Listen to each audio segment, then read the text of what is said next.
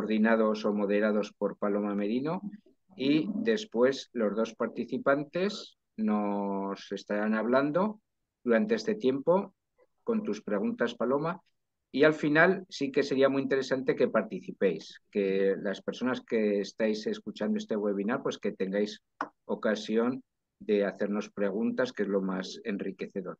Y sin más, yo le cedo la palabra a mi compañera Rosa María Mayordomo de la UOC, y encantado de estar de nuevo con vosotras y vosotros. Buenas tardes. Gracias, Juan Antonio. Como ha señalado Juan Antonio, hoy empezamos el primer seminario web del cuarto ciclo de seminarios que organizamos conjuntamente con la COPOE y la UOC. Seminarios que valoramos muy positivamente, sobre todo por las oportunidades que nos hablen de intercambiar, compartir y construir conocimiento conjuntamente. Como os he señalado Juan Antonio, hoy abordaremos el tema de las altas capacidades. La coordinadora la moderadora del seminario será Paloma Merino. Paloma Merino es genetista y docente especializada en altas capacidades. Es emprendedora en innovación educativa. Dirige la CAI, iniciativa que promueve la detención y la atención a las personas de altas capacidades. También participarán como ponentes Maribel Flores, que es orientadora durante varios cursos, tanto en equipos de orientación educativa como en el Departamento de Orientación de Málaga. Actualmente también trabaja como orientadora especialista en la atención al alumnado de altas capacidades intelectuales. Ha participado como ponente en diferentes actividades formativas, cursos, jornadas, congresos. Tiene publicaciones relacionadas con el ámbito de las altas capacidades y es miembro de la Junta Directiva de AOSMA, Asociación de Orientadoras y Orientadores de Málaga. Por otro lado, también contamos con la participación de Nati Ruiz y Largo. Nati Ruiz es docente colaboradora de la UOC en el grado de Psicología. Desde el año 2005 trabaja como psicopedagoga en el equipo de asesoramiento psicopedagógico de Horta, en Barcelona, y desde el año 2015 es directora de este mismo equipo. Es formadora en altas capacidades por parte del Departamento de Educación y ha colaborado también en diferentes publicaciones sobre altas capacidades. Igualmente es miembro de la APCO, Asociación Catalana de Psicopedagogía y Orientación. Para no entretener más y que tengamos más tiempo de escuchar a las ponentes y posteriormente discutir todo lo que sea necesario en torno a sus propuestas, paso la palabra a Paloma. Eh, Adelante, Paloma. Muchas gracias, Rosa. Bueno, buenas tardes a todos. Como ha comentado Rosa, yo soy Paloma Merino y iba a presentar a las compañeras, pero lo que voy a hacer es un resumen un poco para situar en las figuras que van a compartir su opinión y su punto de vista esta tarde con nosotros, ¿no? Por un lado tenemos a Maribel, que es orientadora, exponente, ha hecho publicaciones y además es miembro de Junta Directiva de AOSMA. Y por otro lado tenemos a Natividad, a Nati, que es docente y psicopedagoga, también forma en altas capacidades y además ha participado en la creación de guías para la atención de las personas con altas capacidades. Con esta situación me gustaría abrir un poquito boca, ¿no? Como aquel que dice, con cómo habéis llegado vosotras dos a este punto, ¿no? A especializaros en este pequeño gran mundo de la alta capacidad, que para muchos todavía es incluso desconocido, pero que hay mucho detrás de esta NEAE. Por tanto, me gustaría hablar un poco sobre esto al principio. No sé si nuestra compañera Maribel ha podido unirse a la reunión. Si queréis que empecemos comentando un poco esto o cómo lo queremos gestionar. Porque preguntas hay. Si es por preguntas, preguntas hay. Pero un poco por no dejar a Maribel y empezar Estoy, sin ella. ¿me escucháis? ¿Me Sí, escucháis? Sí, estoy. Te voy a colgar, ¿vale? Que estoy dentro. Gracias. Es que yo lo de las capacidades en competencia digital no las tengo muy desarrolladas. Tengo todavía que recorrer ahí camino. Muchas gracias por la presentación. Buenas tardes. Y bueno, yo, como habéis dicho, soy orientadora. He trabajado tanto en equipos como en departamentos y aquí en Andalucía hay una figura provincial para para colaborar con los equipos de orientación educativa y con los departamentos de orientación, una figura de especialista para cada uno de los perfiles que se necesita una intervención más especializada en relación a las necesidades específicas de apoyo educativo. Y en mi caso, pues el papel que desempeño es como especialista en la atención al alumnado con altas capacidades intelectuales en la provincia de Málaga. Estupendo, gracias Maribel. Ahora que estamos ya todas presentes y todas activas, situar un pelín más en que Maribel, por un lado, viene desde la comunidad de Andalucía, ella trabaja en Málaga, y Nati viene desde Cataluña. Por tanto, tenemos una visión desde dos puntos distintos y desde dos sistemas diferentes, porque al final, a nivel de concreción y de capacidad de decisión, cambia mucho entre una comunidad y otra. Y esto creo que nos va a enriquecer mucho a todos. También situar que yo, como docente, he trabajado tanto en el sistema catalán en Barcelona como en el sistema andaluz también en Málaga. Así que estamos todas conectadas de alguna manera. Y ahora sí que, si os parece bien, comenzamos con las preguntas que seguro que van a abrir debate y que van a Si causar quieres, mucha si quieres reflexión. comento algo, si quieres comento algo. Comento algo yo Perfecto. de cómo he empezado con las altas capacidades. Perfecto. Nuestra primera pregunta. ¿Cómo hemos llegado a Bueno, este punto de meternos en altas vale. capacidades? Bueno, yo la verdad es que he empezado porque la vida me ha llevado, tal cual, me ha llevado. O sea, ya empecé con una compañera estudiando, que es la doctora Merce Martínez, que creo que la conoce mucha gente, y fuimos compañeras al final de carrera de psicología. Y aquí pues me he ido introduciendo, en momentos he estado muy implicada, en otros momentos he estado un poquito más en la parte externa, pero nunca he dejado, digamos, he estado siempre, en este tema. Y bueno, pues ya está. Simplemente os lo comento porque a veces la vida nos lleva siempre, pero siempre me lleva, ¿eh? Siempre. Aunque dígame, me lleva allí, siempre. Perfecto, gracias. Maribel, ¿quieres compartir cómo llegaste tú a ejercer una alta capacidad? Sí, bueno, ya he comentado que estoy en un puesto que es de orientadora especializada en altas capacidades, entonces, bueno, es un puesto específico y tenía formación y solicité el acceso y llevo ya varios cursos desempeñando la labor. Ok, o sea, antes de este puesto, digamos, ¿tú ya te dedicabas a la alta capacidad? ¿O fue Bueno, gracias a esto que tenía empezaste a...? formación, pero sobre todo ha sido a raíz de este puesto. Tenía, bueno, las intervenciones de un orientador que tiene habitualmente en su puesto de trabajo, ya más especializada a partir de que empecé a trabajar en el puesto del equipo. Vale, perfecto. Pues vamos con la primera pregunta. ¿Qué se entiende por alta capacidad en vuestra comunidad autónoma? ¿Cómo lo entendemos? ¿Cómo lo conceptualizamos en Cataluña? ¿Y cómo se conceptualiza el alumnado de alta capacidad en Andalucía? ¿Qué requisitos, digamos, que debería tener un alumno o una alumna para ser considerado de alta capacidad en cada una de las comunidades? Si queréis, puede empezar Nati y luego vamos con Ujú. Maribel. En Cataluña, hablar, responderte así, tan claro, te podría responder, es difícil, la pregunta, porque cuando hablamos de altas capacidades estamos hablando de diferentes perfiles, de un grupo heterogéneo. O sea, no es la superdotación, sino también hablamos de talentos. También hablamos de precocidad, aunque no es considerado como tal, pero también se habla. O sea, si hablamos de tres perfiles digamos, en Cataluña, ¿eh? No hablamos altas capacidades. Estamos hablando que puede haber un talento que es, pues, que tiene una habilidad, una elevada aptitud en un ámbito, en un aspecto concreto, y una superdotación pues, que tiene habilidades o recursos intelectuales en diferentes ámbitos, que despliega tanto en razonamiento lógico, en gestión de memoria, en creatividad, en toda la gestión de captar la información. Y después también tenemos en cuenta la precocidad en niños pequeños, sabiendo que es evolutivo, que para nosotros es un concepto evolutivo y que podría llegar a ser un talento, pero también lo tenemos en cuenta. Así es como lo entendemos en Cataluña. Ok. Y en Andalucía, ¿qué requisitos, digamos, que se necesitan para considerar a un alumnado, a un alumno de altas capacidades? Bueno, ¿Qué en es lo que se tiene en Andalucía, cuenta? sí. En Andalucía me ha hecho gracia cuando ha empezado Nati diciendo que es una pregunta difícil, porque yo pensaba lo contrario. Aquí en Andalucía lo tenemos claro en el sentido de que nos viene establecido por instrucciones de la consejería.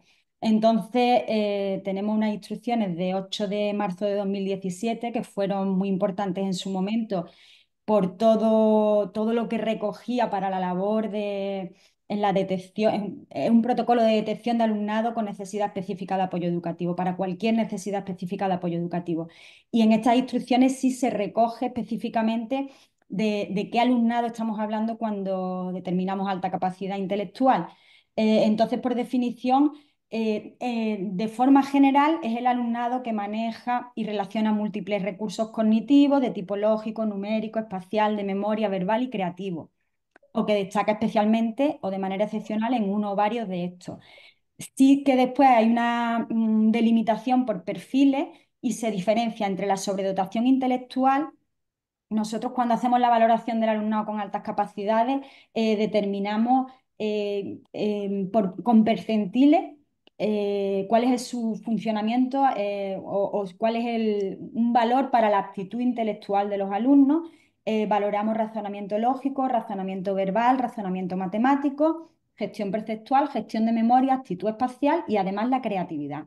Y entonces, en función de los valores que obtengamos, si el alumno o alumna obtiene un percentil mayor de 75 en todo, hablamos de sobredotación. Si obtiene un percentil mayor de 80 en al menos tres de estas actitudes intelectuales, hablaríamos de talento complejo. Y si el valor es más elevado, es un percentil 95, pero tan solo en una de estas actitudes intelectuales, estaríamos hablando de un talento simple. Todos son alumnos que presentan necesidad específica de apoyo educativo por alta capacidad, pero tendríamos esa diferenciación entre sobredotación, talento complejo y talento simple. Y no tenemos la Ok. precapacidad recogida de forma diferente. Exacto. Bueno, yo Maribel decía complejo porque la pregunta era como una y nosotros también, o sea, todo lo que has dicho de los percentiles y tal lo tenemos en cuenta, ¿eh? O sea, es así, y lo tenemos recogido también en un decreto, ¿de acuerdo? Pero como después seguiremos hablando, veremos que no hablamos del mismo modelo en una comunidad y en otra, y entonces por eso lo comentaba, sobre todo. Vale, ok. Pues teniendo esto en cuenta, sí que si hablamos a nivel de batería de pruebas, por ejemplo, en Cataluña, después de una detección de un posible caso de alta capacidad, ¿cuál sería el test principal o la batería de pruebas principales que se pasarían para determinar si finalmente se trata de un caso de alta capacidad o no? ¿Trabajaríamos desde un WISC, por ejemplo, como base y a partir de aquí Bueno. determinamos? Si trabajamos desde la escuela, que es Ujú. contextualizarlo, hay observación de aula también. ¿Eh? O sea, no es contextualizar, quiere decir no solamente pruebas, sino también quiere decir observación en contexto.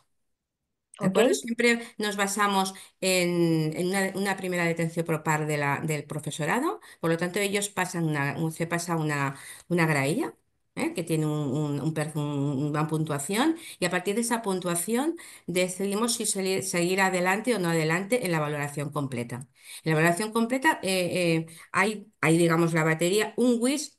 Es bastante habitual pasarlo, ¿de acuerdo? Pero no es prescriptivo que todo el mundo tenga que pasar lo mismo. Pero sí que es verdad que un WIS 5, el último siempre, sí que es bastante, te ayuda, ¿eh? Te ayuda. Después ya hablaremos, ya a lo mejor hablaremos de cómo, ¿eh? Pero puede ayudar. Pero no nos quedamos aquí, también tenemos que ver todo cómo está el alumno en el aula, nosotros también, el estilo de aprendizaje, el nivel competencial. También a nivel pasamos también o bien a través de entrevista o a través de algún tipo de test, cuestiones más afectivas, ¿eh? Para ver también a nivel emocional. O sea, es mucho más global. Y después, evidentemente, algún test de creatividad. Eso también, ¿eh? Eso también, porque si perfecto. no, es lo que ha dicho Maribel, ¿eh? También para ver el perfil de sobredotación. Y gracias, Nati. ¿Y en Andalucía también se utilizaría el WIS como prueba estándar, digamos, como prueba básica cuando hay un caso que pasa este screening inicial? En Andalucía, las pruebas bueno, se publicó un manual en los años, en el bienio 2011-2013, hubo muchas actuaciones en relación al alumnado con altas capacidades y desde la Junta se publicó un manual con recomendaciones para la evaluación psicopedagógica. Ahí sí que se recomendaba que, bueno, que cuanta más información tengamos, como dice Nati, mejor o más ajustada va a ser la determinación de esa posible alta capacidad. Habitualmente en Andalucía se aplican dos pruebas y se contrastan. Por lo general se aplica el WIS y se aplica el BADI según el ciclo en el que estén y se contrastan los resultados de ambas pruebas. Si hay mucha discrepancia en algunos de los valores obtenidos en los diferentes macroprocesos, en la actitud intelectual concreta, pues se aplicaría otra tercera prueba. Muchas veces son recomendaciones, pero también tenemos que tener en cuenta la realidad de los EOE y la realidad de los departamentos de orientación. A mí cuando me preguntan, pues como Nati, digo el WIS y el 5. Pero claro, a veces pues hay que pasar WIS 4 o se pasa WIS 4 pues porque es lo que tienen a lo mejor en el departamento de orientación en ese momento o a lo mejor tenemos que buscar pruebas de contraste y hacer préstamos entre equipos y demás. Evidentemente también una prueba de creatividad o varias según se vaya viendo durante la evaluación. Al final Vale. empezamos la evaluación y muchas veces hay compañeros aquí que dicen que son muy largas las evaluaciones que hacemos en el alumno con alta capacidad, pero porque intentamos recoger mucha información y para hacer una buena evaluación psicopedagógica al final. Gracias, Maribel. Pues esto me lleva a una reflexión que quiero que compartamos nosotros nuestra opinión, ¿no? Respecto a esto. Hay una palabra que va normalmente de la mano del concepto de alta capacidad, pero que aquí no ha aparecido, y es el concepto de cociente intelectual. Al final el WIS sí que está indicando una capacidad intelectual global, un índice de capacidad intelectual que se podría no entender como un cociente intelectual. Al final, estos test que estamos utilizando como referente principal, ¿no? Que podría ser un WIS 5 o un BADI, sí que nos indican o nos hacen una estimación del posible cociente intelectual que presenta este infante. ¿Qué pensáis vosotras de este primer o este filtro básico de el cociente intelectual como determinante de si un alumno presenta necesidades educativas derivadas de la alta capacidad o no? Pregunta nada fácil también esta. Bueno, para mí es más fácil esta, ¿lo ves? Pero mira, la otra me encontraba yo porque, claro, está sujeta, la otra está sujeta a las condiciones de aquí, claro, del contexto. Mira, yo creo que el coeficiente intelectual ayuda. Yo creo que negar que ayuda, ayuda. Es como una guía.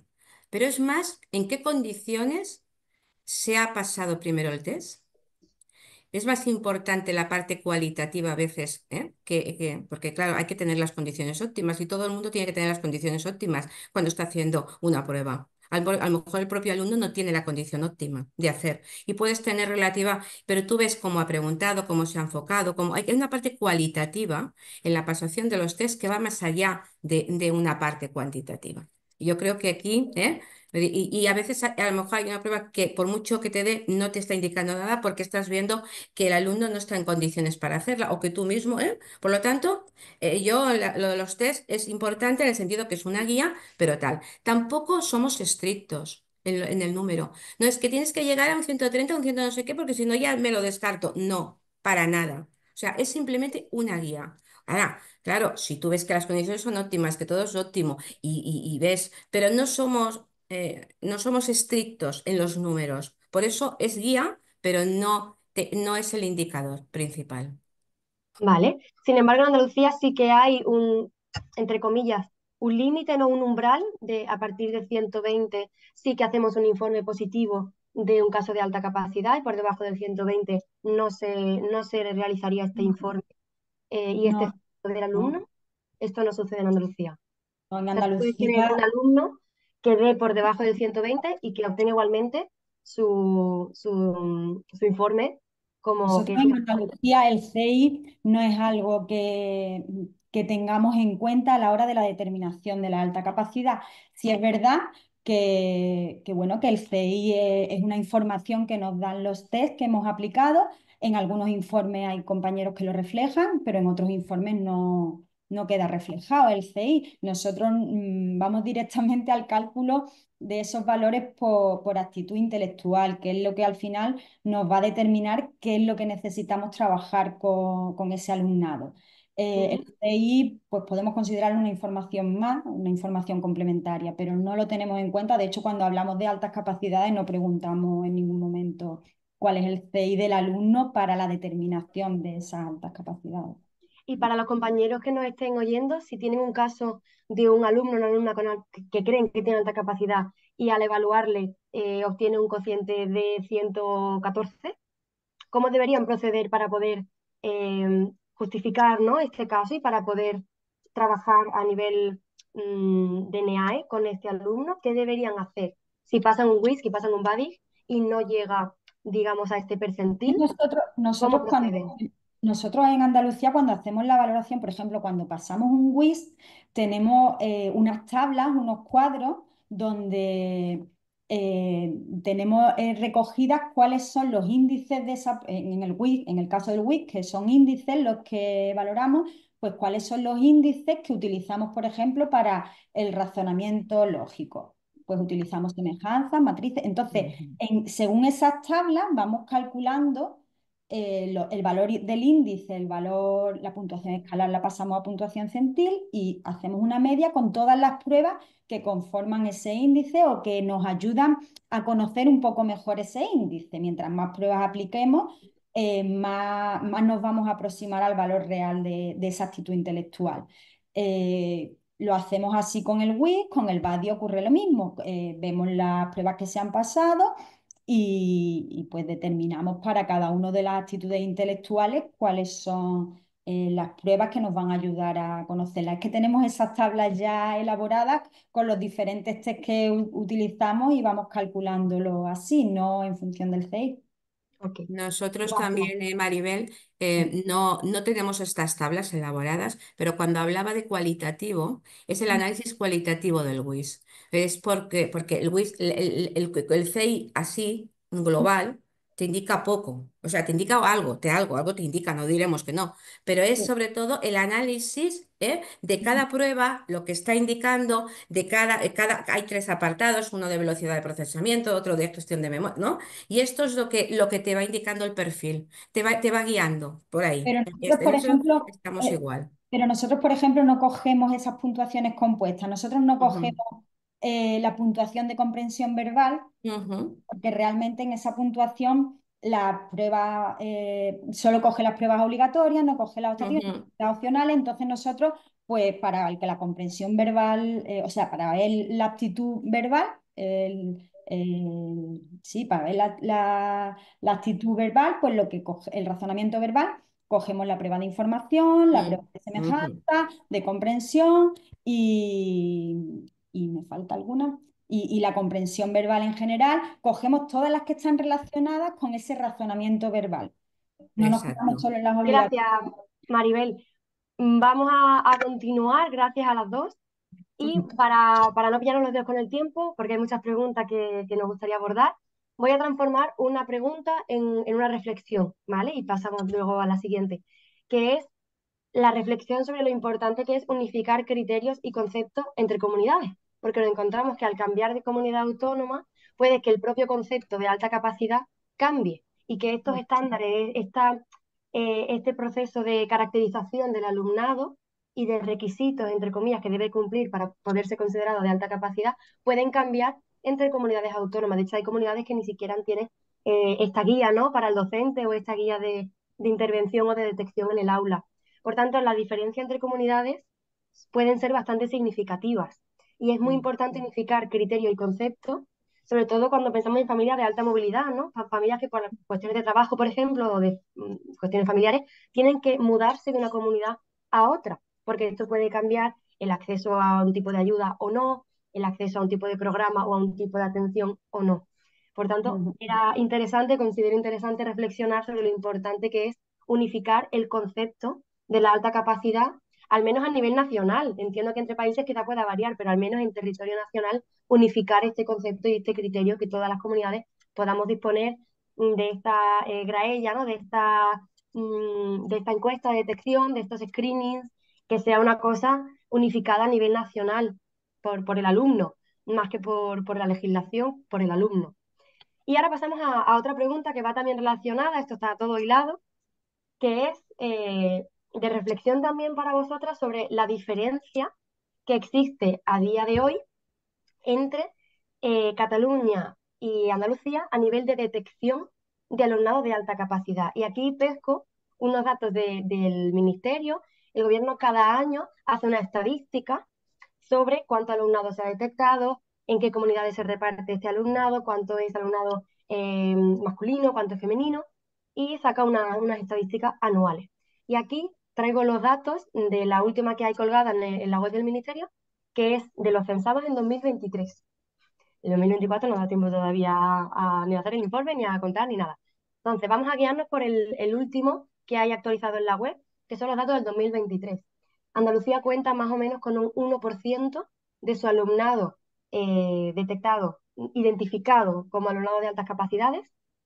En este 10% más o menos que se cree, ¿no? Hipotéticamente, que debería haber un 10% de alumnado de alta capacidad, Andalucía tiene un 1% de identificado, representando que el 90% del alumnado que sí tiene altas capacidades todavía está por detectar. Y esto es interesante si lo ponemos en un contexto de que Andalucía es de las comunidades de España que mayor tasa de detección tiene. Por tanto, en el mejor de los casos, entre comillas, estamos perdiendo el 90% del alumnado que sí tiene altas capacidades y a día de hoy no está identificado como tal y probablemente tampoco esté recibiendo la atención educativa que necesita. Entonces, es reflexionar sobre este 1% de alumnado identificado en Andalucía contra un 0,2% de alumnado identificado en Cataluña. La reflexión, por supuesto, no es para comparar comunidades a un nivel de por qué tú tienes menos, por qué tú tienes más, ¿no? Aunque a veces aparece la pregunta que a mí me la han hecho tanto en Cataluña como en Andalucía. Oye, pero es que en Andalucía hay sobredetección de la alta capacidad, ¿no? También entre los mismos docentes y orientadores hay como que suena, ¿no? ¿Y por qué esta diferencia? Entonces, a mí me gustaría que vosotros reflexionaseis sobre por qué esta diferencia de tasa de alumnado identificado con alta capacidad, un 1% en Andalucía y un 0,2% en Cataluña. Recordando que las dos comunidades, aunque tienen cifras muy dispares entre ellas, las dos están muy lejos de este horizonte idílico del 10%, ¿no? Entonces, ¿por qué creéis vosotras que estamos en esta situación? ¿Hay sobredetección en Andalucía? ¿Hay infradetección en Cataluña? ¿Cómo lo veis vosotras desde vuestras posiciones, que ambas trabajáis en un servicio público, ¿no? En este ámbito? ¿Cómo lo veis vosotras? Yo creo que, yo creo que es que el modelo es distinto. Ahora Maribel dirá el suyo y como ya lo conocemos, hemos hablado, ya sabemos.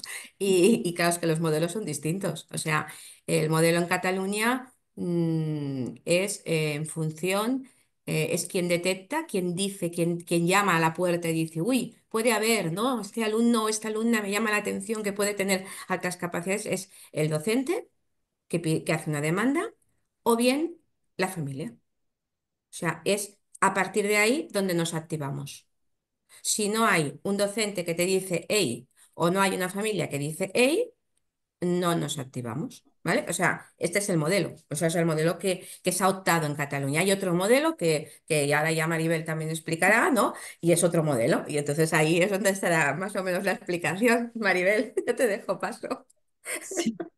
Bueno, aquí en Andalucía también tenemos esa vía de detección, ¿no? La detección en cualquier momento de la escolarización, bien sea desde el ámbito familiar o desde los propios docentes, se puede realizar esa detección por indicios de posible alta capacidad en cualquier momento. Pero es verdad que, como he dicho, en el bienio 2011-2013 se hizo una apuesta importante en nuestra comunidad autónoma por actuar con el alumnado con altas capacidades intelectuales. Se apostó por la atención a este alumnado que en ocasiones pues estaba un poco invisible en el sistema. Entonces se realizaron una serie de actuaciones, se publicaron manuales, se hizo una formación importante, tanto para la red de orientación hubo actividades formativas para la detección, la evaluación.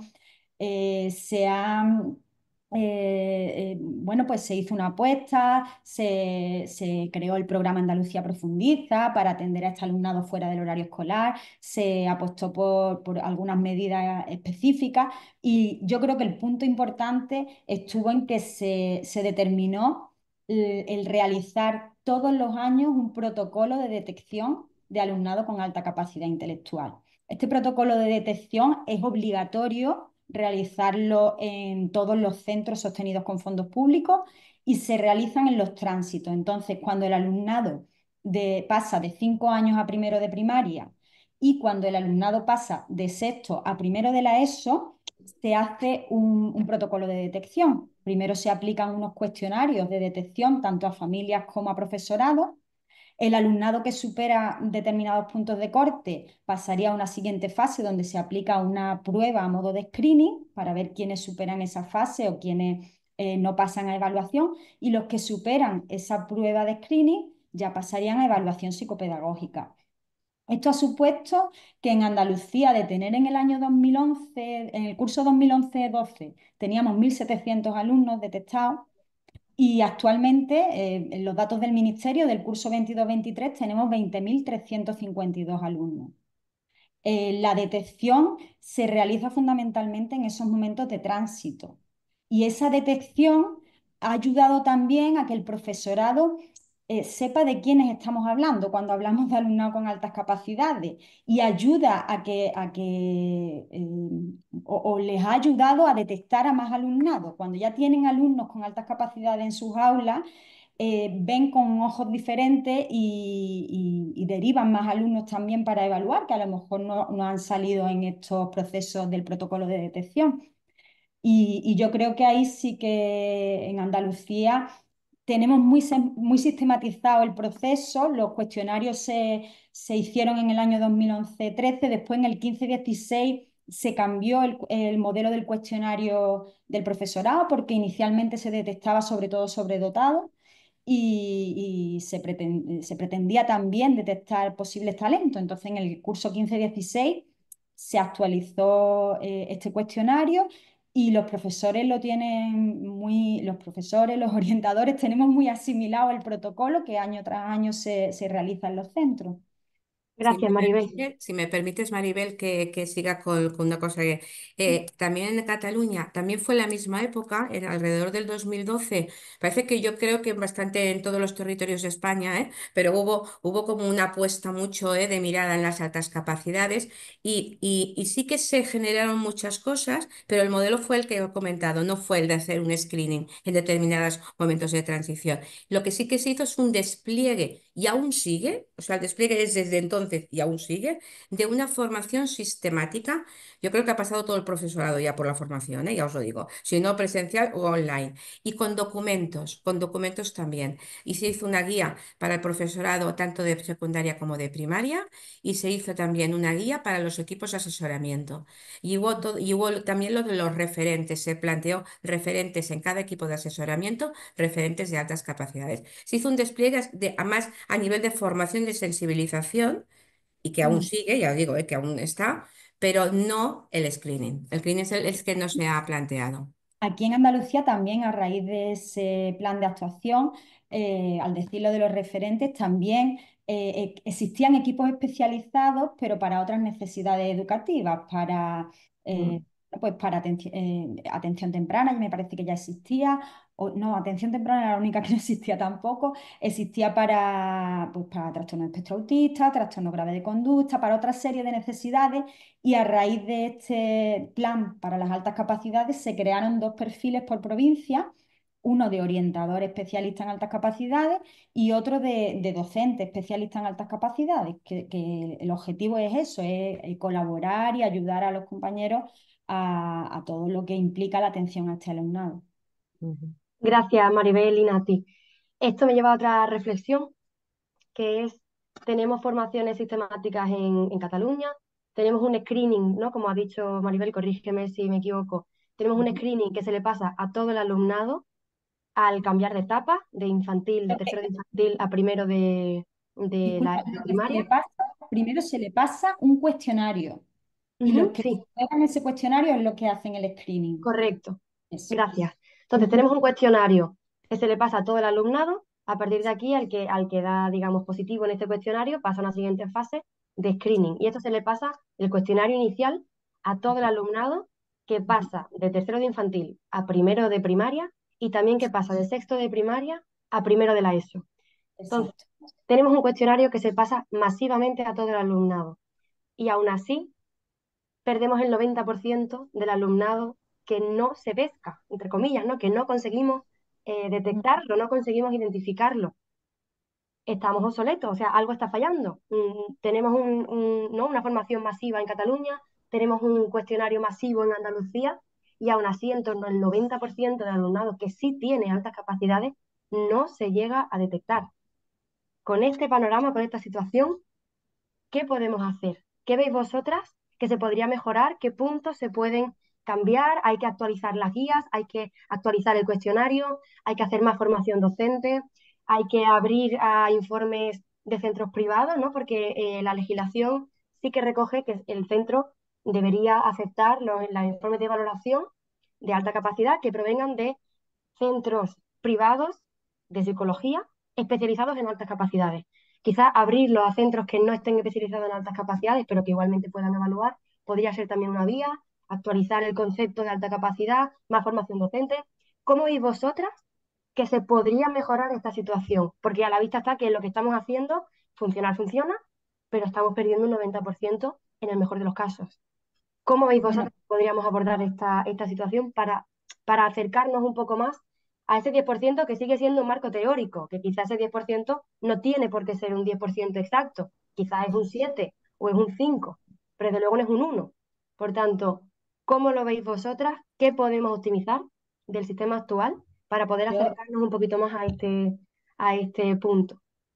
si me permite, estamos en un marco normativo de una escuela inclusiva donde realmente el hecho de que cierto alumnado no esté censado, aquí en Andalucía le llamamos al censo a los alumnos que han sido identificados y que requieren medidas específicas, hay alumnado que está en los centros y que está siendo atendido con medidas generales de atención a la diversidad y nosotros incluso los programas de profundización que tenemos para el alumnado con altas capacidades está abierto a otro alumnado que no esté en el censo, no es exclusivo para el alumnado que presenta altas capacidades intelectuales, sino que cuando existe alumnado especialmente motivado, alumnado a veces, bueno, nos gustaría tener más recursos, nos gustaría, COPOE lucha por el aumento en la plantilla de orientadores y yo creo que mucho, que se podría hacer mucho más si contáramos también con más recursos, ¿no? Más orientadores y más posibilidad de poner el foco en muchos aspectos, pero a veces pues llegamos hasta donde llegamos y lo importante es que el alumnado en su aula esté atendido lo mejor posible y en esas también estamos luchando y hay alumnado que presenta altas capacidades intelectuales y que están el profesorado trabajando con medidas ordinarias en el aula y a veces se tarda más de lo recomendable en realizar una evaluación psicopedagógica o en censar a algunos alumnos, pero eso no quiere decir que no estén siendo atendidos. Pues Espero. yo siguiendo con lo que ha comentado Maribel, pues sí, yo en esto último es que hay alumnado que presenta perfil de altas capacidades, pero es que con las medidas educativas universales del aula están bien atendidos. Entonces, no es la prioridad hacer una evaluación en plan exhaustivo y decir tal, ya os lo digo, no, no estará, ¿eh? ¿Cuál es el alumnado que nos llega? Nos llega sobre todo aquel que se detecta, y aquí sí que ha avanzado mucho el profesorado, porque se ha trabajado mucho en las creencias falsas o mitos. Ese es un punto muy importante. En toda la formación hay un punto. Hay quien lo integra y hay quien no lo integra. Eso también. O sea, una cosa es que hagas formación y otra cosa es que se integre, porque quitarte la creencia falsa, eso es muy difícil a veces. O sea, lo tienes tan interiorizado que es muy difícil por mucho que te lo digan. Y entonces eso es una barrera para la identificación, es una barrera para la comprensión de la alta capacidad y es una barrera para la intervención. Tal cual, ¿no? Y esta es un reto que tenemos, yo creo que todas, ¿no? Lo de los mitos, y lo intentamos, pero hay quien no tiene muy interiorizado determinados mitos, es muy difícil por mucha formación que hagas. Yo esto, en los años que llevo, lo hemos visto, y yo creo que Maribel seguro que lo habrá visto también. Esta es una. Y por lo tanto, hay a veces no identificación porque este chico no me rinde esto, pues es imposible. Tú por mucho que me digas que esto no es así, que no, y ya está, y se quedan en el no. Y entonces Yo no lo veo, ya ¿no? no te lo derivan, ¿no? Y después el otro tema de que hay alumnado que presenta altas capacidades y que con las medidas universales educativas ya tiene, o sea, va bien, o sea, no tiene ninguna dificultad ni problema, ni plantea. Y entonces, claro, no los valoramos como valorar, lo cual no quiere decir, y después hay un tema, hay quien ha estado identificado, esto nos ha pasado a nosotros, o a mí misma ya me ha pasado, y me han dicho, no quiero que lo digas, no quiero que lo digas, no quiero que nadie sepa esto. Esto sobre todo en chicas, ¿no? Simplemente, así lo digo así, pero esto sobre todo en chicas. Y bueno, y entonces también, pues respetas un poco, digo porque es algo que también puede suceder. Pues muchas gracias. Muy bien hasta ahora. Preguntas muy comprometidas y una respuesta muy, muy, muy a la altura de la situación. Y ahora me gustaría cerrar un poco para dejar un tiempo para las preguntas Ujú, con perspectiva, ¿no? Con cómo veis vosotras. Maribel ha mencionado antes el marco de educación inclusiva y por aquí vienen los tiros de la última pregunta. ¿Cómo veis vosotras el futuro próximo del alumnado con altas capacidades o del propio concepto e intervención en alta capacidad, teniendo en cuenta el marco DUA en el que estamos orientando la educación actualmente? ¿Cómo veis vosotras esta integración de la atención a la alta capacidad dentro de un marco DUA? ¿Cómo lo veis? A ver, empezamos. Empieza tú, Maribel, si quieres, o yo, como tú. como quieras. Yo me gusta que digan lo de próximo porque yo próximo, próximo no lo veo. Eh, bueno, el marco que nos plantea la ley es ideal, pero yo vuelvo un poco al tema que estábamos hablando antes de recursos, de posibilidades y de la realidad que nos encontramos en los centros.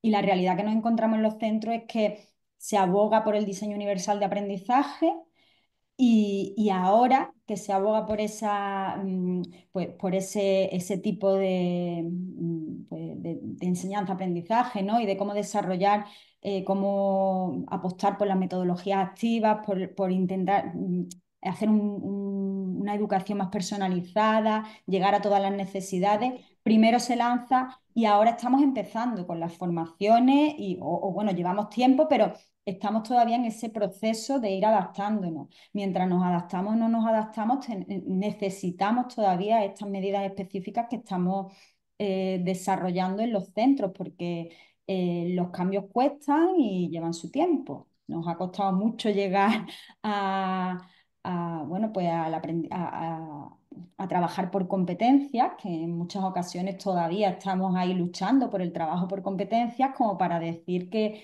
hay que trabajar DUA y que ya todo el mundo esté trabajando DUA. Yo no lo Perdón, veo Maribel. próximo, pero sí, sí creo que es el camino, porque al final no podemos tener aquí en Andalucía, no sé cómo estaréis en Cataluña, en Andalucía el profesorado está ahogado en tareas administrativas. Tenemos clases que el profesor pues plantea su situación de aprendizaje, la elabora y después tiene que elaborar en una clase, pues no sé, 15, 20 programas de refuerzo, 5 o 6 programas de profundización, más las adaptaciones curriculares que tenga que hacer, más etc, etc. Entonces, no tiene sentido tener casi más programaciones individuales que el trabajo en general del aula. Entonces, hay que abrir esa situación, esa programación más general para que todo el alumnado o el máximo posible de alumnado entre a formar parte y a participar de ese diseño. Perdón, Maribel, creo que no he expresado la pregunta como quería enfocarla. La reformulo, ¿vale? Con otras palabras. Me he encontrado, la respuesta es maravillosa, pero creo que no lo he enfocado yo de manera adecuada. He encontrado docentes y orientadores un poco divididos, ¿no? Hay quien dice que el marco DUA ha hecho daño a la identificación y el trabajo con la alta capacidad, y hay quien dice que no, que le ha venido muy bien y que es el camino adecuado. Entonces, el tema del marco DUA es: no hay diagnósticos, no solo para alta capacidad, sino para cualquier tipo de necesidad específica, ¿no? De necesidad educativa. Es: no hay diagnósticos, trabajamos todos en un mismo entorno, no hacen falta los diagnósticos. O es: vamos a detectar todo lo que haya y una vez sepamos todo lo que hay, vamos a intentar un sistema que englobe todas las necesidades. La cosa es: ¿el DUA acepta y quiere alumnado con diagnósticos o quiere, entre comillas, ¿no? O perjudica esta identificación de necesidades y esta etiqueta al alumno. Diagnóstico sí Bien. con duda o diagnóstico no. Espero ahora haber expresado Mm, mejor la pregunta. ¿Lo empiezo yo, Maribel? ¿Quieres que...? Pero ya también, siguiendo lo que también ha dicho Maribel, que también lo está más o menos. A ver, es verdad, como dices Maribel, que a ver, que todo está en proceso. O sea, que no vamos ahora, está en proceso porque la complejidad de las aulas actualmente no son las que hace 15 años. La complejidad, yo no sé en Andalucía, pero en Cataluña la complejidad es enorme, enorme. Y es muy difícil para cualquier docente. Yo no me atrevo a hablar de los docentes porque hay que ponerles, vamos, en fin, porque se encuentran con un aula muy compleja y tienen mucho que hacer, también de forma administrativa y de todo. O sea, en ese sentido, los aplaudo, con todo lo que se tiene que hacer, pero sí. Bueno, dicho DUA. El DUA es un marco que te ayuda a planificar un aula para dar respuesta a toda la variabilidad del aula.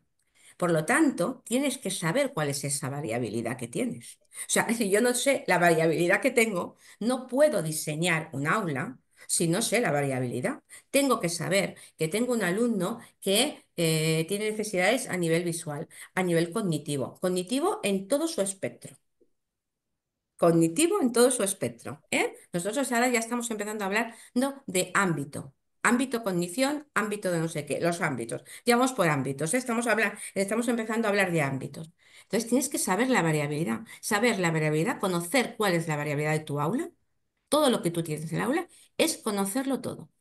Y a partir de ahí diseñas, pero tienes que saberlo. Pues no lo sabes, yo puedo estar diseñando y perder y no responder en el diseño a realmente a esa variabilidad. Por lo tanto, yo no diría que el concepto va en contra de identificación, sino que es después como la puesta en marcha de la planificación del aula, que es diferente. Yo creo que el marco DUA puede ser, yo necesito reflexionar un poquito más, del marco DUA, ya os lo digo. Pero dicho que tengo que reflexionar un poco más, yo creo que hay una parte que está muy bien, porque si tú planteas una programación multinivel o planteas todo un diseño en el que hayan actividades abiertas, en que todo el alumno pueda acceder, eso es lo ideal. Difícil, difícil. Mucho trabajo previo también. Mucho trabajo previo que solo un docente tendría que ser más bien en codocencia. Lo siento, pero tendría que ser más en codocencia. Ya que bajan las ratios, pues bajen las ratios, pero hayan dos docentes en un aula, trabajando conjuntamente. Eso sería lo ideal. Vamos a hablar ahora de Carta de los Reyes, ya que está próxima a las Navidades. No, pues esa sería lo ideal. Entonces, ahí podríamos diseñar. Pero hay una parte que no habla mucho y es del currículum, de cómo yo organizo el currículum, de qué estructura lógica le doy al currículum. Esta parte, el marco DUA, que me gusta, que me encanta, que todas maneras, perfecto, pero también hay una parte que tenemos que también reflexionar, porque si no, la podemos dejar un poquito coja. Nosotros en Andalucía eh, no hablamos de diagnóstico. De hecho, en nuestros informes psicopedagógicos hay una parte que viene ya establecida a la hora de redactar el informe. Hay apartados que vienen ya eh, marcados, ¿no? Automáticamente, y es en la determinación de necesidades. eh, Ujú. Se especifica en todos los informes que nosotros no hacemos diagnósticos, porque no somos clínicos, nosotros hacemos determinación de necesidades educativas. Y a veces la identificación, podemos identificar al alumnado con algunas necesidades y esa identificación al final se concluya que pueda ser atendida con medidas generales. En ese caso es que no va el alumnado al censo aquí en Andalucía y puede estar atendido con esas medidas generales. No quiere decir que no se identifique y evidentemente no diagnosticamos, pero también puede ocurrir esa variable. Eh, Evidentemente, el objetivo es atender a todo el alumnado de la clase y conocer a todo tu alumnado. A veces, con las medidas generales no llegamos a todo el alumnado. Y ahí es donde hacemos esa identificación de que determinado alumno necesita algo un poco más específico, que bien sea una profundización una adaptación curricular de ampliación o incluso una flexibilización. Y ahí es donde ya entraríamos en una atención un poco más específica enfocada a este alumnado con altas capacidades. Yo Vale, te puedo comentándole, Maribel, nosotros tampoco hablamos de diagnósticos, ¿eh? O sea, no te he dicho nada, pero no, nosotros hablamos de una valoración psicopedagógica, por lo tanto, en contexto, el diagnóstico sería fuera de contexto, ¿no? Es dentro de contexto. Y entonces, dentro de contexto, y lo que nos interesa es no identificar por identificar, porque yo identifico, pero ya está, no, pues no me sirve de nada, sino es identificar. ¿Y qué respuesta educativa necesita ese alumno? Y si con las medidas universales del aula, que a lo mejor en una escuela sí que la atiende bien, pero otra escuela que vas al lado no, porque no tiene las mismas, pues bueno, en uno necesitaremos a medidas adicionales porque el contexto es uno y en otras será otro. Pero nosotros también estamos hablando el mismo idioma, que sí, Maribel, el mismo. Totalmente. pues muchas gracias. Creo que es el momento de pasar a las preguntas. ¿Cómo vamos de tiempo? Porque aquí no podemos estar hablando mucho tiempo del tema. Son -5. Si queréis podemos dejar aquí la entrevista, ¿no? Que al final es un poco de entrevista. Me he quedado con la miel en los labios de querer participar, pero creo que tenía que dar una visión más objetiva, ¿no? Simplemente pues guiar un poco la conversación. La próxima vez, por favor, no me pongáis de moderadora, que no puedo yo pasármelo bien y explayarme. Pero muchas gracias a las dos por vuestra visión, vuestra objetividad y por ofrecernos esta visión comparada en ambas comunidades, que no es una mejor que otra, sino que son, como dicen a ti, dos contextos diferentes. Y en contextos diferentes podemos llegar hasta el aula de A y el aula B, y ya son contextos diferentes. Así que muchísimas gracias por compartir vuestras experiencias, vuestro punto de vista y todo vuestro conocimiento en alta capacidad. Y si os parece bien, no tenéis nada que decir a este momento, pasamos a abrir un periodo de preguntas de nuestros asistentes, nuestros oyentes, si quieren participar, si tienen alguna duda específica que quieran compartir. Entiendo que estamos todas de acuerdo en abrir ronda de preguntas. Rosa, gracias. Bueno, primero de todo, muchas gracias. Me ha parecido súper interesante la ponencia que habéis realizado, el intercambio comunicativo en torno a las altas capacidades. Sí que me gustaría plantear, Nati ha hablado de las barreras, de los falsos mitos y de las falsas creencias que en ocasiones se tienen sobre las altas capacidades y cómo eso puede hacer de barrera a la transformación incluso también educativa, porque en ocasiones transformando una cosita en el aula, a lo mejor se ve que es bueno no solo para un estudiante, sino para un alumno, sino para el resto de los alumnos, ¿no? Entonces, una de las cosas que me gustaría saber es qué tipo de falsas creencias habitualmente os encontráis, si es que hay algunas típicas, con el profesorado y de qué manera el psicopedagogo puede intervenir para intentar transformar esa creencia en una intervención, que asesore o que promueva un cambio para que la respuesta educativa al alumnado sea más ajustada.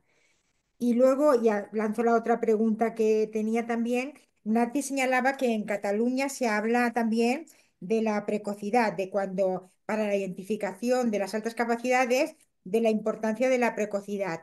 ¿Y qué papel tiene esta identificación en la respuesta educativa más preventiva de cara a la atención educativa, al alumnado con altas capacidades? Más o menos lo que quería era un poquito de reflexión en ese sentido, a ver si me podéis aportar alguna información al respecto.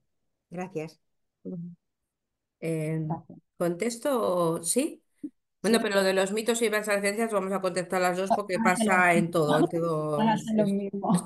Esto bueno, uno típico es si no tiene un rendimiento. Bueno, ¿cuál es el más identificado? Muchas veces el más identificado por trayectoria siempre ha sido el alumnado que tiene muy buen rendimiento académico. ¡Guau! ¡Qué fantástico! Que a lo mejor no lo es, ¿eh?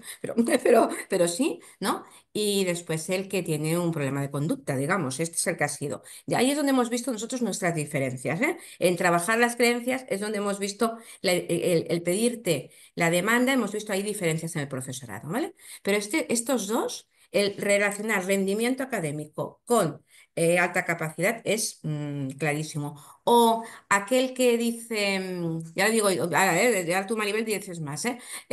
Aquel que dice, uy, sí, pero si se relaciona muy bien, es muy bueno relacionándose y tal. Y dices, bueno, ¿y quién pasa? Eso es bueno. No, pero es que una alta capacidad es los raritos, ¿no? Tiene que ser rarito, ¿no? Tiene que ser, ¿sabéis? Esta parte también, esta parte te la puedes encontrar, ¿eh? O sea, o simplemente es, y el tercero, es que, claro, está tan estimulado en casa, tan sobreestimulado, tan, que claro, digo, pero no es que sea más que otros, que es sobreestimulado. Yo ahora digo estos tres por aquello, ¿eh? Pero Maribel, no sé, tú di cómo lo ves. Yo me suelo encontrar mucho, está muy bien en el aula, no necesita nada. Ujú. Esa idea de que si un alumno está en el aula callado, está respondiendo y demás, pues no necesita nada. Y a veces no percibimos eh, lo que puede haber detrás, ¿no? Que muchas veces no es que estén bien en el aula, es que están aburridos, están ya dentro del sistema y sí necesitan, pero a lo mejor no tienen esos problemas de conducta que comentas o no tienen, o no se ve esa necesidad tan fácilmente como en el caso de otras necesidades. Y bueno, él no lo veo, o este niño necesita una revisión del informe también, es muy habitual. O, Pero yo creo que lo de si no termina las tareas, ¿cómo voy a hacer enriquecimiento o profundización? Si no tiene un rendimiento muy alto, es que a lo mejor no necesita nada, no es de altas capacidades. Esos son los más recurrentes por parte de, pues bueno, de los docentes cuando vamos a los centros y ahí un poco desde nuestro perfil intentamos darle la vuelta, ¿no? Si tiene una actitud intelectual tan buena y no está sacando ese buen rendimiento, es porque a lo mejor no estamos sabiendo llegar. A lo mejor es que necesita esas medidas y esos cambios para que rinda al nivel que debería rendir. Nos lo tenemos que plantear también como docentes. Si este niño tiene un talento matemático y debería encantarle las matemáticas, debería sacar buenas notas y está suspendiendo, algo estamos haciendo mal. Entonces ahí es donde, porque cuando saca un 5 dice, no, no, aquí no hacemos ni acá hay ni profundización y yo intento darle la vuelta, ¿no? Es cuando tenemos que hacérselo porque algo aquí está fallando. Y bueno, pues un poco en la línea esa, ¿no? De ir rompiendo mitos y intentando sacar el potencial que tienen. también el Maribel, el tema también, que este de la doble excepcionalidad. Este sí que, este ya es otro melón, ¿eh? Sí. Cuando te, claro, a lo mejor alta capacidad, pero tiene dificultades un poco en la lectoescritura. O tiene, ¿sabes?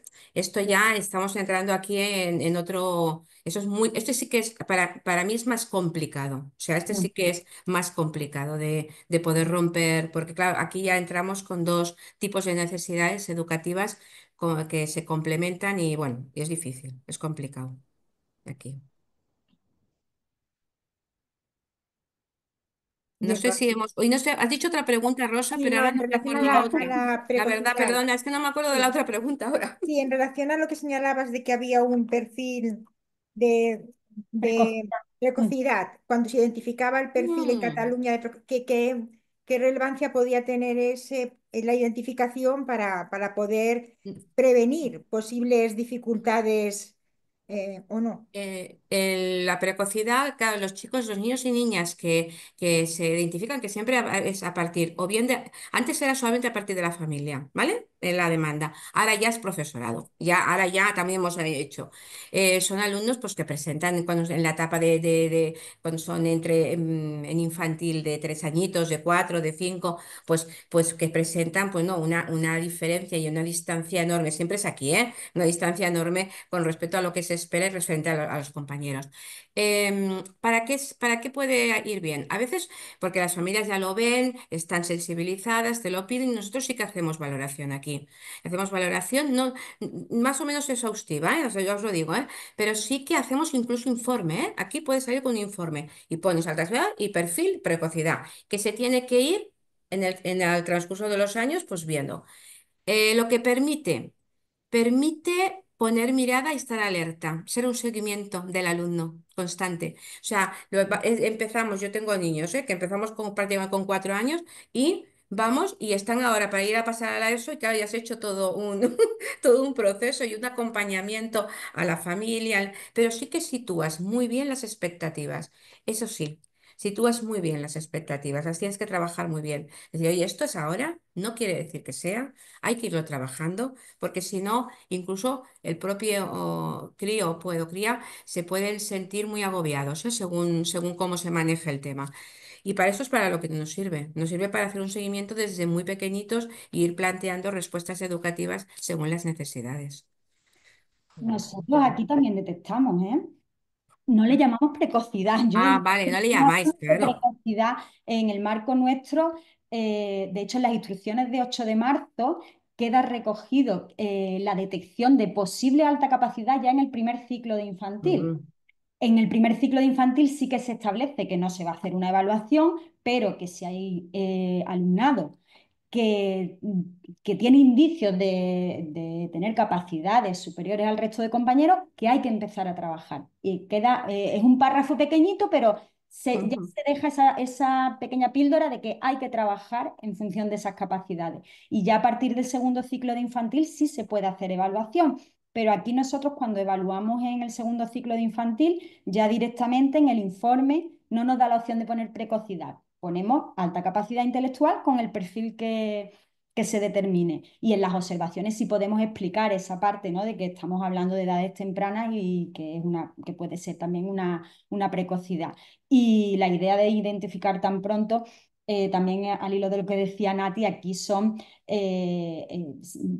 alumnos y alumnas que se ve bueno, pues que hay una necesidad de esa evaluación, porque si no muchas veces el profesorado espera el tránsito de 5 años a primero, que ya tenemos nuestro protocolo establecido, pero cuando se evalúa en primero es porque hay una necesidad de intervenir y de darle a ese niño lo que necesita. Cuando tenemos niños en infantil que tienen tanta curiosidad, que tienen ganas de aprender, que tienen un nivel competencial superior a sus compañeros, no los podemos tener aburridos en la clase, ¿no? Pues habrá que darle una atención en función de las necesidades que se haya determinado.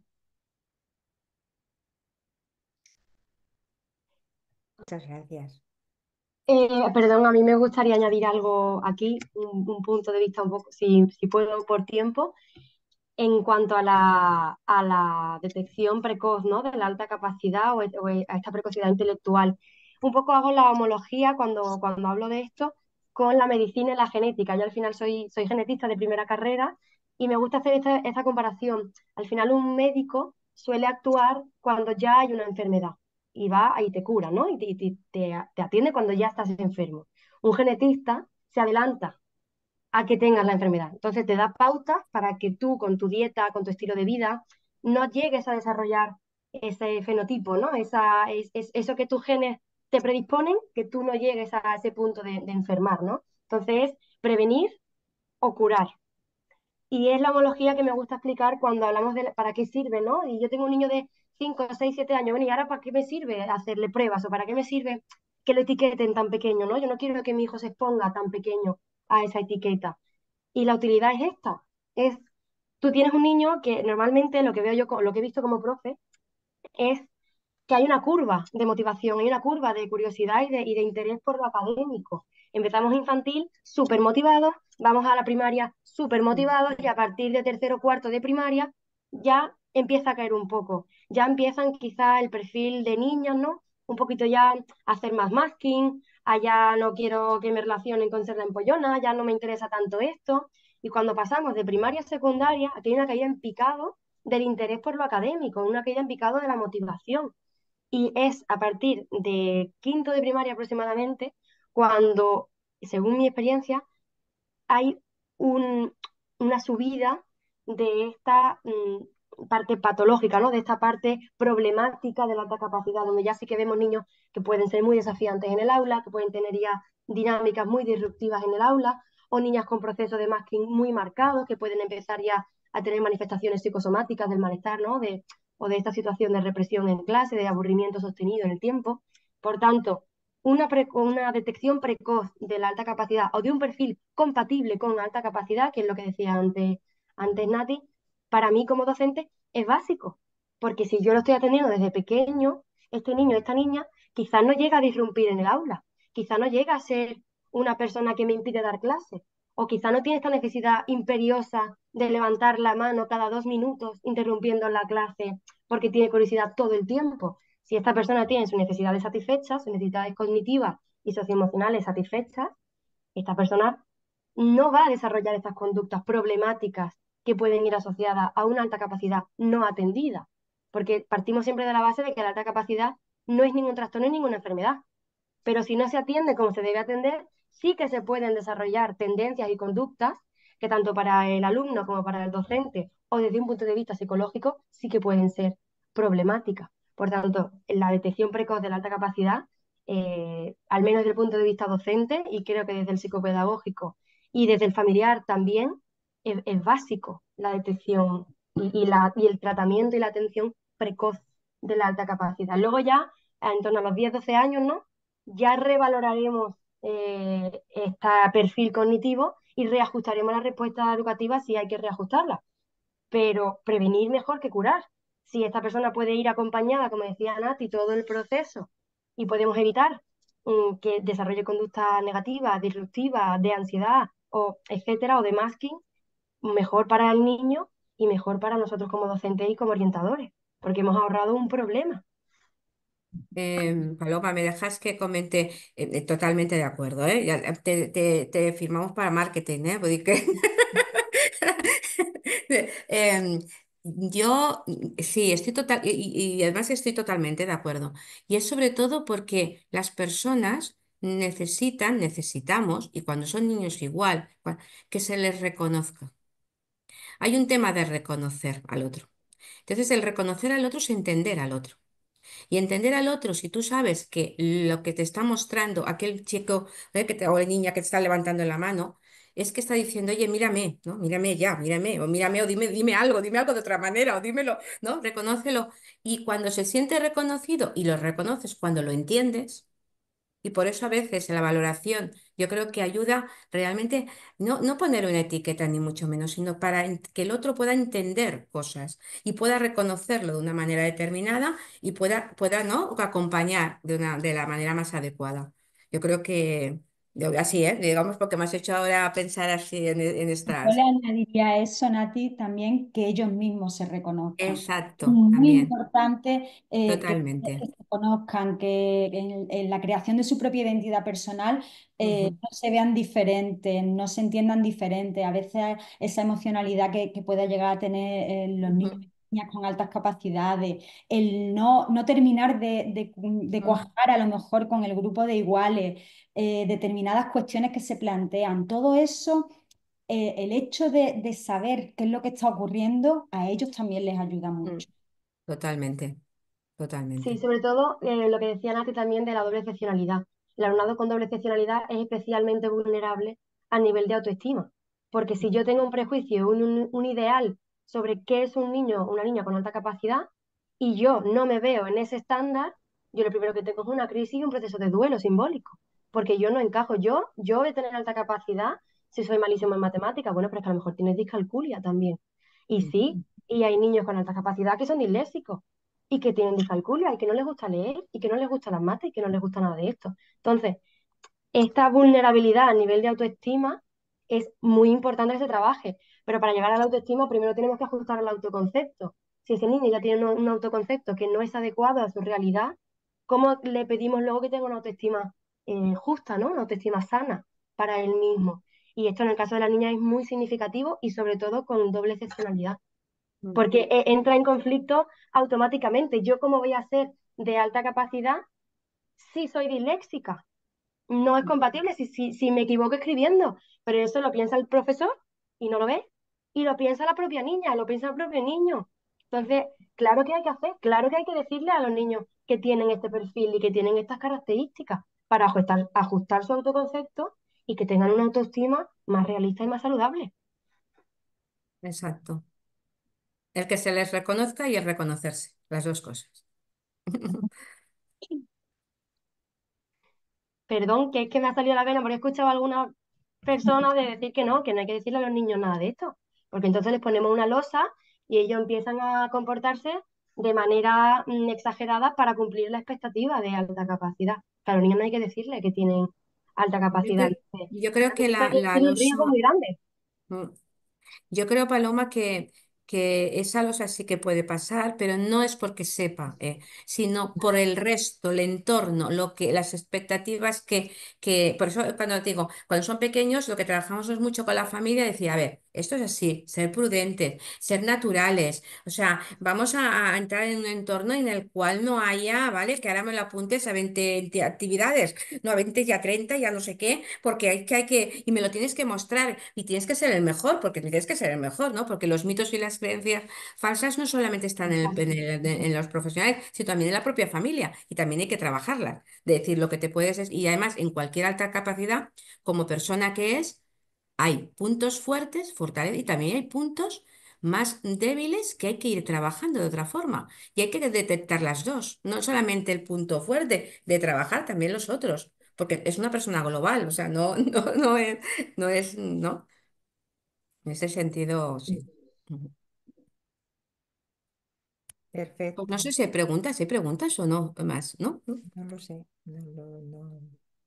Yo no tengo acceso a la parte de las preguntas. No sé si... Tampoco. Yo tampoco tengo. Bueno, en Reviso, principio. pero Mm. no. El chat aparece vacío. No sé si alguien quiere compartir Salvador, algo por el no, chat. Bueno, creo pues que hay una mano levantada, ¿puede ser? ¿O la han levantado y la han bajado? No. A mí no me aparece. Yo la verdad es que agradezco Ali, muchísimo. Ay, pues sí, Iñaki, vale, vale. Ali, ¿tiene la mano levantada?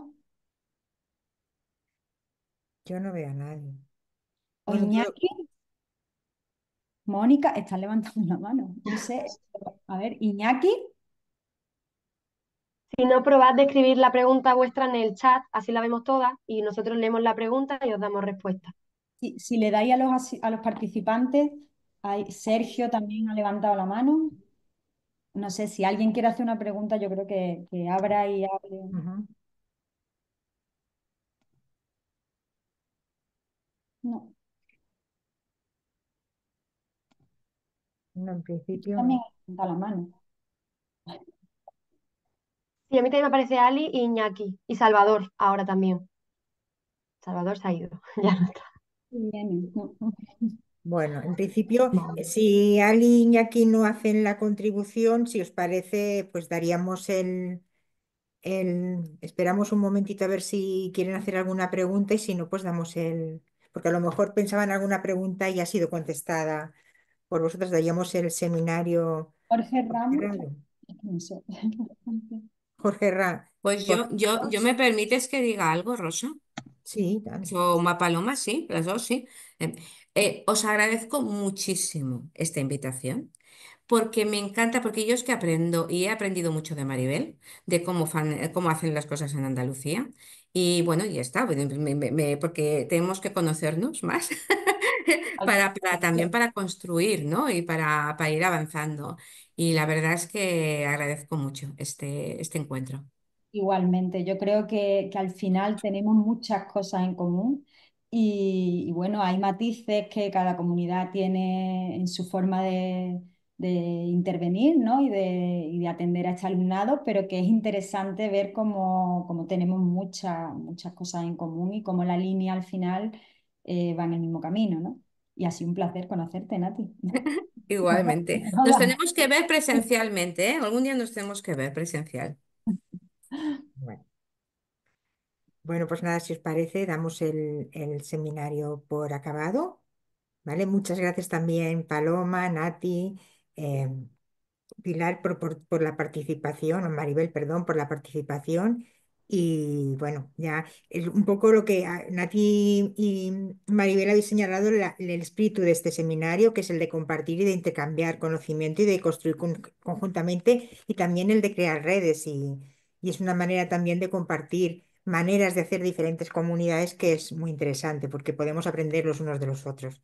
Y en este sentido, también gracias a la COPOE y a la Asociación Aragonesa de Psicopedagogía también por el apoyo que dan también a la formación y al planteamiento de estos seminarios.